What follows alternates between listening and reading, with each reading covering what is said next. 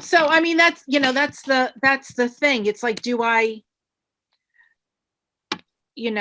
say, "Oh, I'm worth this much," but I know that nobody I know personally would ever pay that. So that's like in my head, and it's hard to get out. It's hard to, and even though I've heard people, I mean, I was in a room with Forbes Riley with this group of women who were, and this one woman is like, I paid over $60,000 this year alone just in coaching. And I'm like, holy cow, that's like more than I make in like 2 years. So it just like blew my mind. And I'm like, there are people out there that will pay that. Exactly. So it's just, I have no idea where these women hang out. So Well, that's and that's where yeah, I gotta start. I don't know. I gotta start figuring out where they hang out and go hang out there. and that's part of it there, but also the other part is part of the limiting belief, if you think about it, is because you said nobody I know would pay that, but you don't know that. Really, you really do not know that, because that woman who said she paid 60,000, she might know people that would think that she would never pay that, and next thing you know, she's paying it. So we don't really know. We just don't Right. know what resources people have. We think we do, but we're not living their life. Yeah. Maybe it's Yeah. maybe somebody came into an inheritance yesterday that you don't know about. Right. So they're not announcing it. Oh, hey, everybody, I just came into inheritance, because then they know everybody's going to come after, like those lottery winners, right? I'll coach you. Exactly. Yeah. So that's also part of it's the limiting, that we're limiting Right. them. Right. So what we do is we automatically decide for them that they can't afford it. And that's not fair to them. It's like taking away that ability for them to choose for themselves. I mean, I Right. myself, I've done it many times, with my kids, I did it, lots of Yeah. times, way Right. too many times. But it's just something that we, because of our own limiting beliefs of Mhm. ourselves, and maybe could be, there's so many different limiting beliefs there are, but whatever our limiting beliefs are is like, I would never pay that much, so if I would never pay that much, my friends must never pay that much. It's Right. just, it's Right. something that we battle with. So we have to get out of that part of disempowering others by deciding for them, and we have to allow people to decide for themselves. That's why we make the offers, and then we let them decide. Right. you know and just coming with the numbers. So you said $1,000. If you feel comfortable with $1,000, and she said it should be more than that, and you don't feel comfortable with that, you got to go with $1,000 at least to start, and then you get more comfortable with it, and then next it goes up to 1,500. So it's, unless, like, if you feel comfortable, if somebody says it should be $5,000, you're like, okay, it's $5,000, and it's congruent with you and who you are, then it's going to be easy to say. That's the challenge, Right. because I hear so many women hemming and hawing about the dollar amount. Like, they don't even want to say it. And sometimes they'll laugh. If you ask them how much something is, they kind of laugh. So this is not confidence, right? Right. Right. Yeah. So we need to get to that point. You said $1,000, and it didn't phase you at all right now. Right. So that might be your number, at least for right now. That doesn't mean you stay there. Okay. Yeah. And you just go, and make the offer to people, because, like, as we had yesterday's call, it was, I can't remember who says what. I just never remember who says what, but somebody said, I was honored that Linda asked me.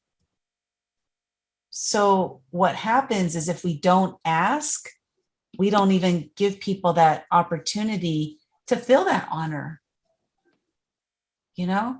So it's interesting, because we allow ourselves to put this whole sales perspective into, like, to take it personally. Like, we make it about us, and it's not about us at all. It's completely about the other person. Right. Yeah. So it's like a discussion that, for me, it took me years to understand all this, and to be able to even charge anything.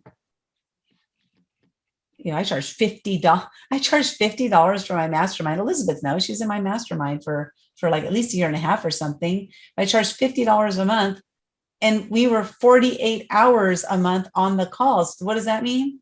$1.10 an hour? That's because I was too afraid to ask for more than that. Yeah. You Yeah. know? Yeah. But you're changing lives. Every single person here is changing people's lives. That Well, pair, that's it. And that I think that once I think I get 2 or 3 people that sign up and I'm doing it. I mean, I have the woman that I'm working with for free, and I see what I'm doing with her. Um, but I think that I don't know, and I think that once I start getting people and I get like a momentum going, then I'll be more comfortable in doing it. Or they're, when they say, like, I had this one woman, the woman that I met with today, she messaged me and she was like, I see what you're doing online. I really love it. I want to be part of it. I'm going in for an operation, but I really, you're inspiring me. And I was like on cloud nine. And she's like, I want to be part of your challenge and all this other stuff. And I was just like, wow, this, I'm changing this woman's life. And so that really got me, really got me up. So I think that that if I continue doing that and I keep getting positive feedback, and it'll build my confidence enough where I can say, oh yeah, here's what I do, here's what the price is, pay me. What are you doing, Sally? Can you describe it? I'm helping people begin their self-care journey. So we do meditation, we do prayer, we do healthy eating, um, all that other stuff. And then I do a weekly, what I call a rock star show. So where I have speakers come in and talk about different self-care things. And then the people in the audience can connect with them if that's something they enjoy doing or talking about. So it's kind of my own concoction. Because I think somebody says, oh, you do a podcast, and I said, no, it's not a podcast, it's kind of just, I don't know what to call it. I get to have somebody come on YouTube or on Zoom, and I interview them, and I have people, what I call, in the audience, and they're all muted, and I interview the person, and then at the end of the Zoom call they can unmic and talk to them, and I put it on YouTube. And so, that's kind of what I do. That's awesome. So, that's free. And then I'm doing a 30-day challenge, and then I'm doing group coaching and one-on-one coaching to try to get people at least started in their self-care journey. And then if they want more, then I know I have all these connections with people that I can say, you know what, you need help with your weight loss, here's this person. You want help more spiritually, here's this person. You need help more financially, here's this person. You need some help with your relationships, here's this person. So I'm kind of just the start. And then my goal is to bring all these people that I've met over this last year, these great, amazing people that I've connected with, and being able to help them and help these people get started and then push them out. So that's kind of where I'm thinking that I'm going. So what's the 30-day challenge about? What is it, like 30 days to do what? Self-care. So it's all about self-care. Like today we did positive thinking. We're doing hydration and making sure you're drinking enough. We do I don't know, Elizabeth. So it's like each day is a different theme. Each day is a different theme. Got it. For 30 days. And is the 30-day challenge cost money? No. Yeah, $27. Okay. And how many people do you have in it right now? 10. Okay. And how long are you doing it? 30 like days. How much time each time? Each day is an hour, or Well, I just send out an email every morning, Uh-huh. and then we meet once a week for 2 hours to go through their struggles and challenges. Oh, nice. I So, said, it's 3 hours a day, just like this. no, I don't, I'm not a Linda. Not as crazy as Linda. Ah! It's I'm not cute. as nuts. Well, I was just looking at your Instagram because I wanted to see, and I remember that you have it linked to your link tree. At the very top there, you do have the 30-day challenge. It says starts June 7. So, So but that's it's, done. I know I got to change well, it that. sounds like from what I understood here, here's what I wrote, because you said 30 days every 3 weeks. So you're going to start a new one every 3 weeks. Is that what you're saying? Yeah, So you'll that's have what an overlap. I will have an overlap of 1 week. Each time you'll have an overlap of 1 week. Okay, cool. So then you could say, you don't even need to put the date. You could Yeah, well, say that was great. ongoing. Yeah. Well, that was, I mean, I need to go in and update that. I just haven't. But Okay. yeah, And when you're on, so now talking about the conversion, right? Because we want to convert people from Clubhouse, we send them over to Instagram and then they work with us. So have you been able to hop into any rooms this week where you announced your self-care rock star, your 30-day challenge? I don't even think I've been on Clubhouse this week. Okay. So that's another one of I got my things to do. Yeah, I know. And sometimes really all it takes is getting into a room and waiting your opportunity to share, especially those networking rooms, because Right. there's a lot of networking rooms going on, and you just search for networking, see what's going on, see if you can get on the stage right away, share something, and then just sit there. Like maybe not if you have something going on, just sit in there so you're present, even if you can't participate, you know. Right. It's just getting in there and sharing, because if we're sharing it, it's opportunities for people to see it or hear what we're doing. Yeah. Yeah. But that's good though. You got those ladies signed up there. Do you have any men, or is it all ladies? I assumed ladies. All women right now. Okay. I'd like to get a couple of men. Okay. Yeah. So sharing that, getting just anywhere. Oh, we talked about reaching out individually, people who express interest, reach out to them one at a time, whether it's Right. And that's what I've been doing this week is perfect. messaging people on Messenger and just connecting with them and just talking with them. In fact, Mhm. I think on Monday, is it? I have 4 consults set up, like Oh, one right good. there. So yeah. Okay, awesome. Well, that's good. Congratulations. I see Sarah. Just curious, like, what are we doing here? Yeah, today's it started an hour earlier because I'm being interviewed at 6 p.m. Pacific. So I got to be off of here by 5:50. So today is just a brainstorming just for 50 minutes. We're doing a short one tonight. Just any ideas that you have or questions you have that can help you to move forward. And so Sally, one of your big things is reaching out to people and if you can get on Clubhouse for 30 minutes a day or even 15 minutes, just that Yeah. opportunity. Hosting your own rooms are great because you get more opportunities to speak, of course. But if you don't have that time to devote to running a room yourself, at least get into a room, get on the stage, say something, and have your opportunity to speak. But then also you can host, like today we had the Women Action Takers networking on Clubhouse, and I think there were 6 of us.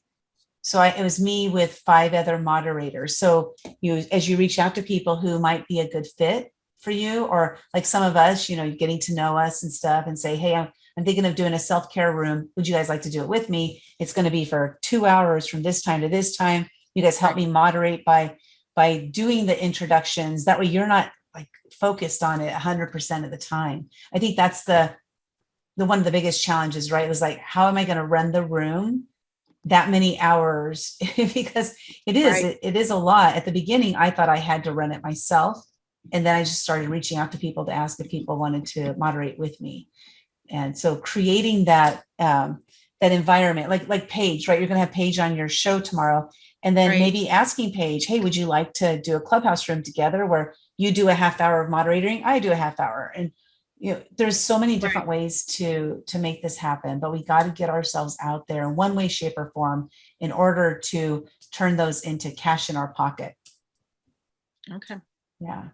Every 3 weeks. I think that's great. I think it's a great idea. Are you, maybe after a couple times you'll say, I'm going to take a week off or something, and then regroup, or, but each session, every 30 days or every 3 weeks, you have an opportunity to change the next one based on what you learned from the other one, and just keep honing in on it until you find that thing that really, really works. Sounds like you're onto something. Yeah. Okay.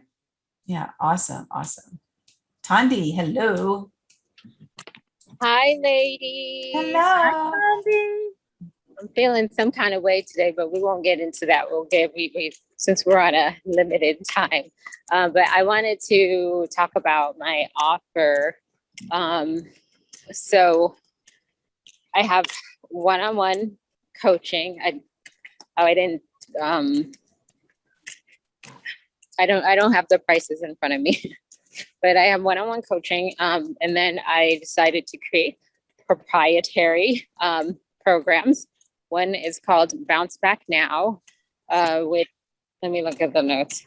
But basically, it's a program to help people bounce back from any kind of life disappointment or challenge, like divorce or loss of a loved one or loss of a job, or and the goal is to help them. Hold on, I had like 3 things. It was either to bounce back faster, bounce back, where is it? Here, I wrote it down. I am not prepared. One was to bounce back faster. The other, where is it? Oh, the other is to bounce back with power and bounce back with love to help them turn their lives around. And that the format of that would be probably like a 6 to 8 week group session with different topics each week. So we'll start with that one. Okay, and then so your question is? Well, I wanted some feedback on that idea, or if it was clear, if it made sense, I don't know, something. You guys have feedback on that before? What's your thought? Well, who is your client? Are you still looking at moms, doctor moms, or just any moms, or? Well, obviously my target audience is doctor moms, but I will expand to professional moms.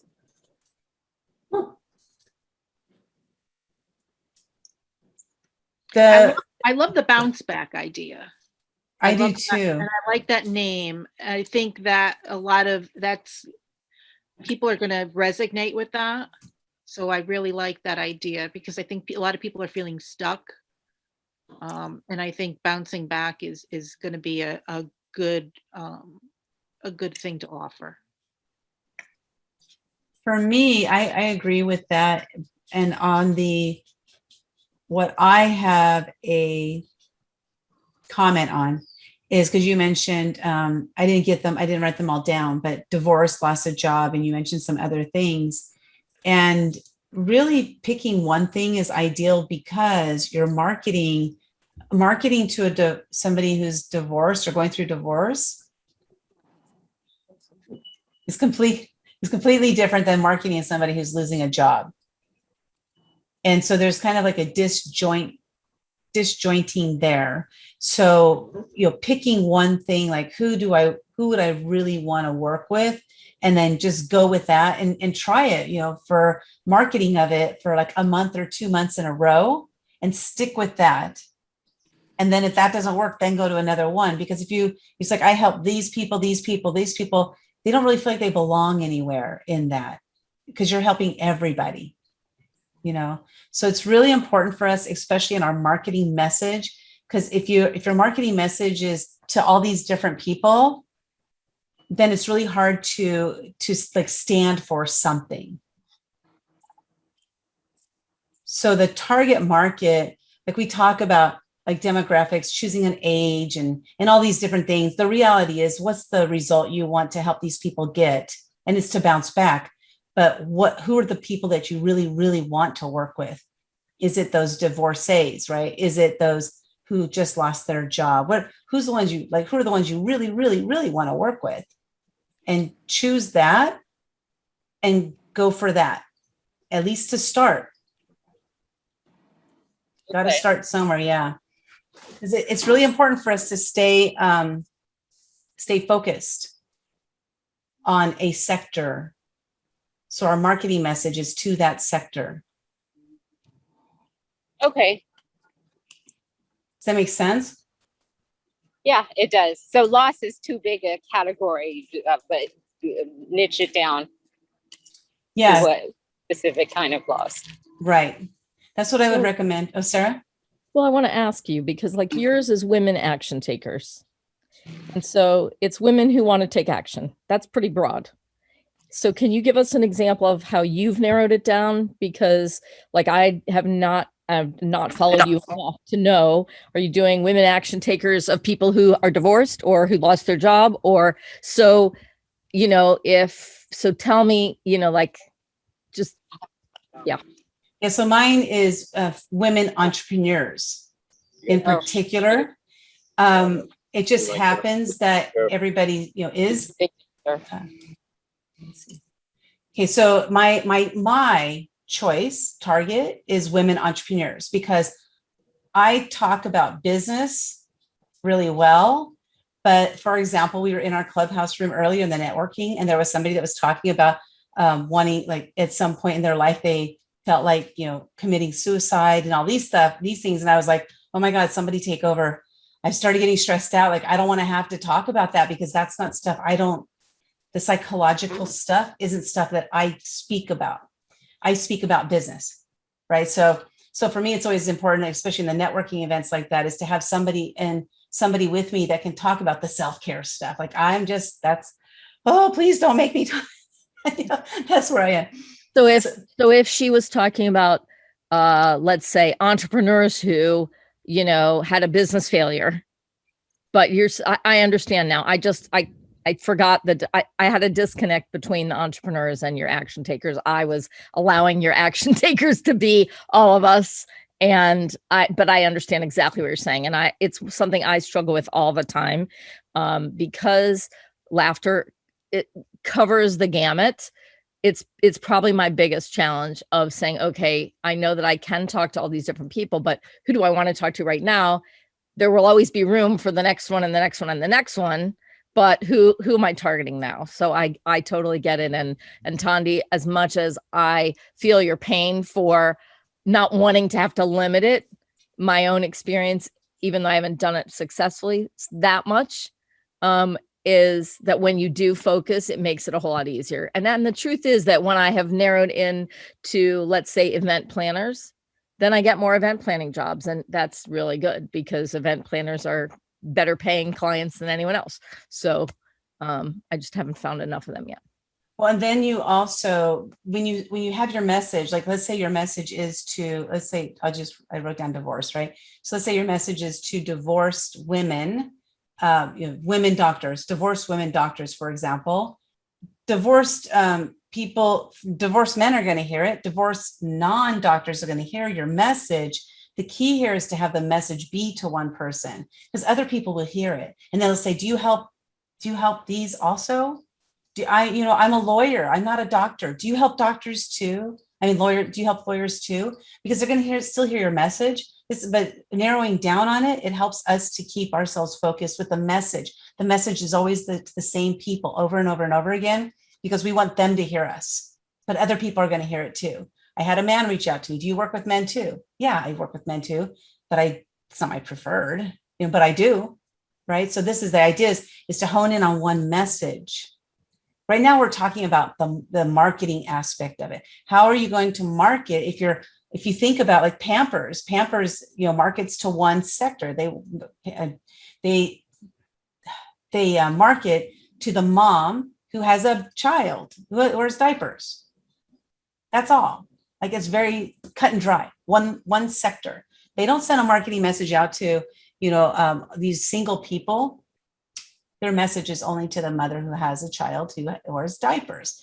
So this is our marketing is these people spend millions and millions and millions of dollars to get their message just right and to get it to the right person.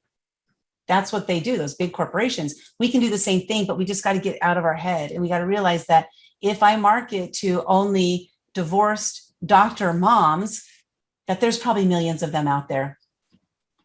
So the opportunities are endless. It really is of finding our particular client.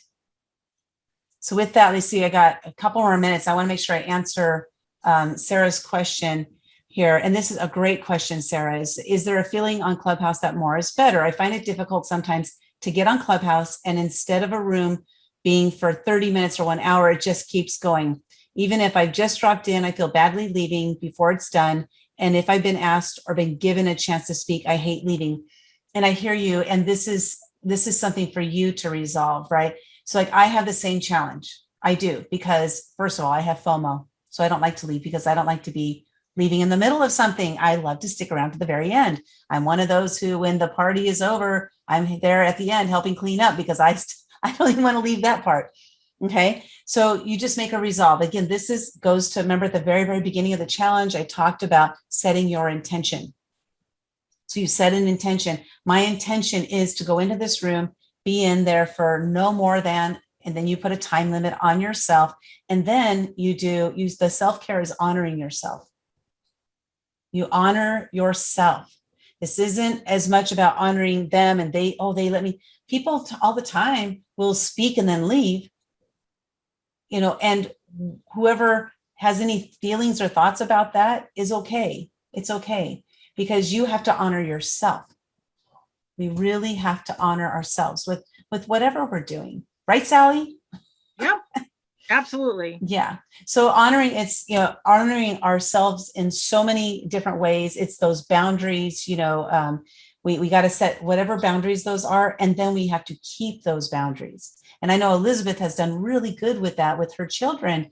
She has 2 children who have Asperger's. She has Asperger's, and setting those boundaries and then sticking with it. And it's just something we have to do for ourselves. And then once you start to move into that, I myself have had to really practice doing that. But once you move into that, it's just a matter of realizing that you're having respect for yourself. And this is an important thing. This is an important thing to model to others in our lives, for them to see that I respect myself. Therefore, you should respect me too. I have 7 minutes to my interview. Yeah, that's good. Thank you.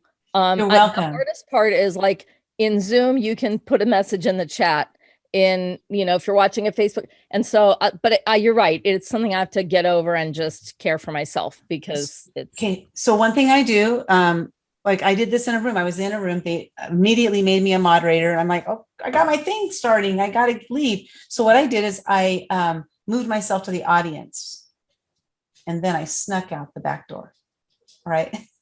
So what you do is when you're to move yourself to the audience, when you're on the stage, you just click on your picture and it says move to audience. great. So you can move yourself to the audience. They can move you to the audience, but you can move yourself to the audience. Great. Just tuck yourself back into the audience, wait a minute or two, and then sneak out, Great. Thank you. You're welcome. That's really helpful.